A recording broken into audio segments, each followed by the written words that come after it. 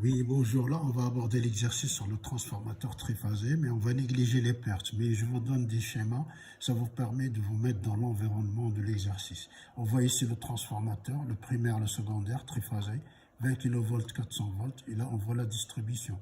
Ici, on voit ici le couplage triangle, et là, c'est étoile. Une fois qu'on a dit ça, on va regarder les types de transfo qui sont là, pardon. On a le transfo sur poteau, on a le transfo HTBT, d'accord? Et on a le transfo toujours HTBT, mais là on voit les circuits magnétiques, d'accord? Ici, on va faire le schéma de travail en monophasé, plus simple, pour nous faire les calculs. Donc on voit ici U1, I1, U2, U2 au secondaire. Le but c'est de démontrer que SA égale S2, les deux puissances, d'accord? Donc comme on a dit, on va négliger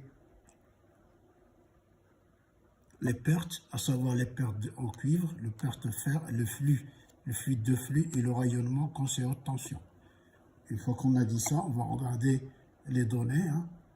Voilà, les données sont les suivantes. Donc, on a dit un transfo 20 kV au primaire, 400 en secondaire, I2 200 ampères, fréquence 50 Hz.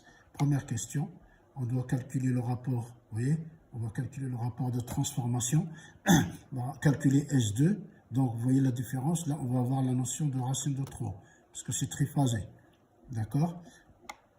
On va calculer S1, d'accord, racine de 3, U1, I1, racine de 3, toujours triphasé, et on va vérifier est-ce que S1 égale S2, parce qu'on a négligé les pertes. On attaque les calculs, donc on applique la formule, rapport de transformation, vous voyez, U1 sur U2, M égale 50, d'accord?